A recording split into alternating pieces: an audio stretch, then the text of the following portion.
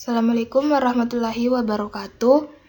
Perkenalkan, nama saya Nurmila Syam, mahasiswi dari Universitas Negeri Makassar, Fakultas Ilmu Pendidikan dengan Prodi Pendidikan Guru Sekolah Dasar. Pada kesempatan kali ini, saya akan menjelaskan materi tentang pengembangan paragraf. Yang pertama, pengertian paragraf. Paragraf adalah suatu rangkaian kalimat yang memiliki gagasan utama. Berdasarkan bentuknya, paragraf dibedakan menjadi 3 jenis, yaitu paragraf deduktif, induktif, dan campuran. Sementara itu, menurut tujuannya, paragraf dibedakan menjadi 5 jenis, yaitu paragraf narasi, argumentasi, eksposisi, deskripsi, dan persuasi. Paragraf terhimpun atas beberapa kalimat yang bertautan membentuk suatu ide ataupun gagasan. Menurut KBBI, paragraf adalah bagian bab dalam suatu karangan yang biasanya mengandung satu ide pokok dan penulisannya dimulai dengan garis baru. Pembagian paragraf. Pembagian paragraf berdasarkan bentuknya. Yang pertama, paragraf deduktif. Paragraf deduktif adalah suatu paragraf yang kalimat utamanya terletak di awal paragraf. Paragraf ini diawali dengan kalimat utama yang menceritakan sesuatu yang bersifat umum, kemudian menceritakan hal-hal yang bersifat khusus. Contoh di bawah merupakan contoh paragraf deduktif, karena kalimat utamanya terletak pada awal paragraf, yaitu Chairil Anwar adalah salah satu penyair ternama di Indonesia. Yang kedua, paragraf induktif. Paragraf induktif adalah sebuah paragraf yang kalimat utamanya terletak pada akhir paragraf. Kalimat tersebut umumnya berisi sebuah kesimpulan dari gagasan-gagasan penjelas yang telah diuraikan. Contohnya dapat dilihat di layar. Contoh tersebut merupakan paragraf induktif karena kalimat utamanya terletak pada bagian akhir paragraf, yaitu Shin-chan di mata para orang tua Indonesia adalah setan kecil penebar virus. Selanjutnya, paragraf campuran, deduktif, dan induktif. Paragraf campuran adalah sebuah paragraf yang gagasan utamanya berada pada awal kalimat dan pada akhir kalimat. Tetapi bisa juga dikatakan bahwa paragraf campuran adalah sebuah paragraf yang dimulai dengan mengemukakan kalimat utama dan diakhiri dengan kalimat utama. Contohnya, seperti pada layar, kalimat utama pada contoh tersebut terletak pada awal dan akhir paragraf. Jenis-jenis paragraf menurut tujuannya. Yang pertama, paragraf narasi. Paragraf narasi adalah sebuah paragraf yang isinya menceritakan suatu kejadian tertentu yang telah disusun secara berurutan. Paragraf ini berfungsi sebagai penghibur bagi yang membacanya. Adapun ciri-ciri dari paragraf narasi, diantaranya yang pertama, adanya tokoh, konflik, dan setting atau tempat. Yang kedua, adanya alur cerita yang disampaikan secara berurutan. Dan ciri yang terakhir yaitu terdapat sudut pandang. Contoh dari paragraf narasi dapat kita lihat yang tertera pada layar. Ini adalah contoh dari paragraf narasi. Yang kedua, paragraf argumentasi. Paragraf argumentasi adalah suatu paragraf yang isinya berupa pendapat atau opini yang telah disampaikan oleh penulisnya. Tujuan dari paragraf ini untuk memberikan pandangan terhadap satu permasalahan kepada pembaca. Ciri-ciri dari paragraf argumentasi ada 3. Yang pertama, paragraf ini berisi tentang tulisan ilmiah. Ciri yang kedua, menyertakan argumentasi atau alasan-alasan yang kuat berupa data ataupun fakta supaya pembaca percaya. Dan yang terakhir, Terdapat kesimpulan pada akhir paragraf.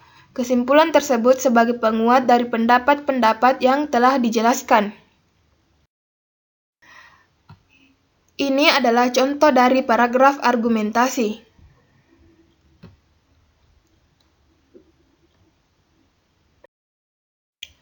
Selanjutnya, paragraf eksposisi. Paragraf eksposisi adalah sebuah paragraf yang berisi tentang informasi-informasi yang berupa pengetahuan atau berita. Paragraf eksposisi bertujuan untuk memberikan informasi yang jelas kepada para pembacanya terkait topik yang telah disampaikan. Paragraf eksposisi memiliki 5 ciri-ciri. Yang pertama, paragraf yang memuat karya ilmiah. Kedua, mempunyai tujuan sebagai pemberi informasi. Yang ketiga, tulisan yang ada dalam paragraf ini merupakan peristiwa fakta atau hasil dari sebuah penelitian. Ciri yang keempat, menyertakan sumber berupa data seperti gambar, grafik, peta, dan sumber-sumber lain yang relevan. Dan ciri yang terakhir, tidak mempengaruhi pembacanya. Contoh paragraf eksposisi. Ini adalah gambaran tentang contoh paragraf eksposisi. Selanjutnya, paragraf deskripsi.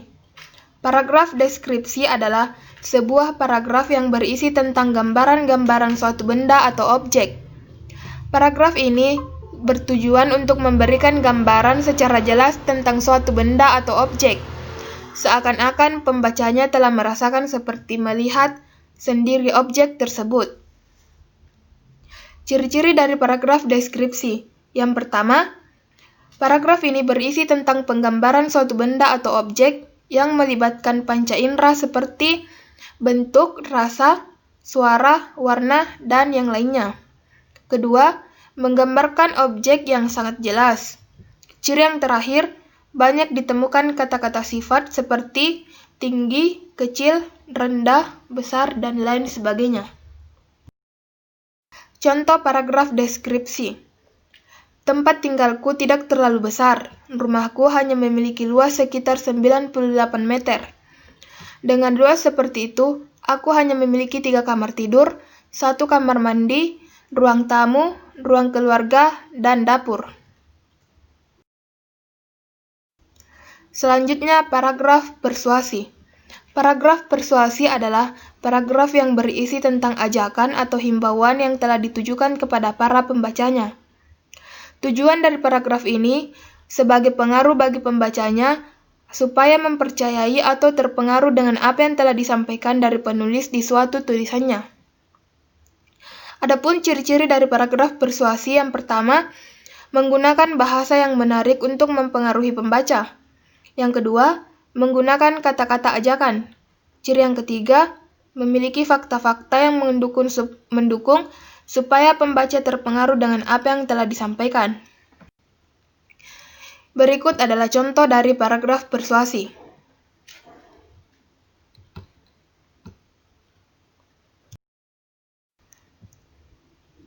Materi selanjutnya, kesatuan kalimat dalam paragraf. Yang pertama, kesatuan alinea.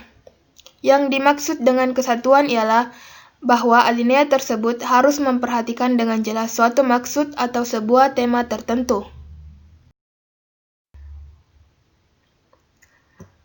Terdapat 4 macam cara untuk menempatkan sebuah kalimat topik atau kalimat utama. Yang pertama, pada awal alinea.